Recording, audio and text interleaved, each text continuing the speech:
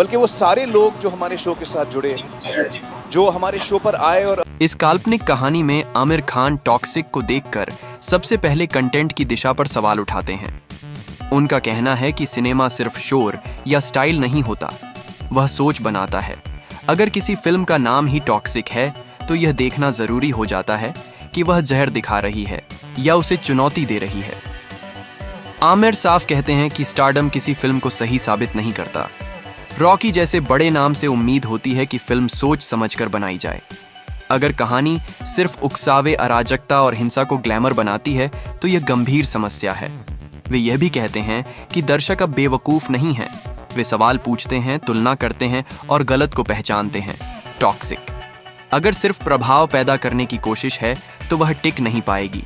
यहीं से विवाद की शुरुआत होती है और रिलीज पर पहला बड़ा प्रश्न चिन्ह लग जाता है। दूसरे भाग में आमिर खान का काल्पनिक रुख और सख्त हो जाता है। वे कहते हैं कि रिलीज कोई मजबूरी नहीं बल्कि भरोसे की जिम्मेदारी है। अगर टॉक्सिक ने अपने विवादित हिस्सों पर ईमानदारी से काम नहीं किया तो भारत में इसके लिए रास्ता कठिन हो सकता है। वे स्पष्ट करते हैं कि बैन कोई खुशी की बात नहीं, लेकिन गलत कंटेंट को बिना सुधारे छोड़ देना भी सही नहीं। उनके अनुसार अगर फिल्म समाज को नुकसान पहुंचाती है तो सख्ती जरूरी हो जाती है। आमिर यह भी जोड़ते हैं कि यह लड़ाई किसी अभिनेता के खिलाफ नहीं बल्कि गलत सोच के खिलाफ है। रॉकी की लोकप्रियता का सम्मान करते हुए भी वे कहते हैं कि लोकप्रियता जवाबदेही से ऊपर नहीं होती। इस बयान के बाद इंडस्ट्री में हलचल तेज हो जाती है। तीसरे भाग में आमिर खान का काल्पनिक रिएक्शन निर्णायक मोड़ लेता है। वे कहते हैं कि टॉक्सिक के पास अभी भी मौका है सुधार का, संवाद का और जिम्मेदारी दिखाने का। अगर फिल्म कंटेंट को संतुलित करती है और संदेश साफ करती है तो विवाद खत्म हो सकता है। लेकिन वे यह भी साफ कहते हैं कि अगर जिद जारी रही तो भारत में फिल्म का भविष्य मुश्किल होगा। उनके शब्दों में हर फिल्म बन सकती है लेकिन हर फिल्म चलनी चाहिए, यह जरूरी नहीं। कहानी का अंत एक सख्त लेकिन साफ संदेश के साथ होता है। भारत में सिनेमा नाम से नहीं, नियत और कंटेंट से चलता है। टॉक्सिक का फैसला अब उसके अपने कदम तय करेंगे। इस हिस्से में विवाद फिल्म से आगे बढ़कर पूरी इंडस्ट्री को घेर लेता है। आमिर खान का काल्पनिक बयान निर्माताओं और वितरकों के लिए सीधी चेतावनी बन जाता है। वे कहते हैं कि अगर टॉक्सिक जैसी फिल्म को बिना संतुलन के रिलीज कर दिया गया तो आने वाले समय में कंटेंट की गुणवत्ता और गिरेगी।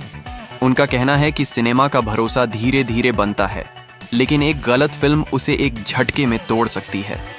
आमिर स्पष्ट करते हैं कि दर्शक सिर्फ स्टार नहीं, सच्चाई देखने आते हैं। अगर कहानी सिर्फ सनसनी पैदा करती है और सोच नहीं देती तो वह लंबे समय तक टिक नहीं सकती। वे यह भी जोड़ते हैं कि यह लड़ाई किसी व्यक्ति से नहीं बल्कि एक ट्रेंड बनती जा रही लापरवाही से है। अगर टॉक्सिक अपने विवादित हिस्सों पर पुनर्विचार नहीं करती तो भारत में इसके लिए माहौल कठिन हो सकता है। यह चेतावनी आखिरी नहीं लेकिन सबसे सख्त मानी जाती है। अंतिम भाग में आमिर खान का काल्पनिक रुख पूरी तरह स्पष्ट हो जाता है। वे कहते हैं कि सिनेमा आजाद है लेकिन अंधा नहीं। अगर टॉक्सिक ईमानदारी से अपने कंटेंट में सुधार करती है तो दर्शक उसे मौका देंगे, लेकिन अगर जिद और अनदेखी जारी रही तो फैसले कठोर होंगे। वे दो टूक कहते हैं कि भारत में फिल्में नाम से नहीं, नियत से चलती हैं। रॉकी जैसे बड़े स्टार से यही उम्मीद है कि वह प्रभाव के साथ जिम्मेदारी भी निभाए। अगर फिल्म समाज को गलत दिशा में ले जाती है तो उसे रोकना गलत नहीं बल्कि जरूरी हो जाता है। कहानी का अंत एक साफ संदेश के साथ होता है। कला का सम्मान तभी बचता है जब वह समाज के प्रति ईमानदार हो। टॉक्सिक का भविष्य अब उसके अपने फैसलों पर टिका है। सुधार होगा तो रास्ता खुलेगा, नहीं तो कठिनाई तय है।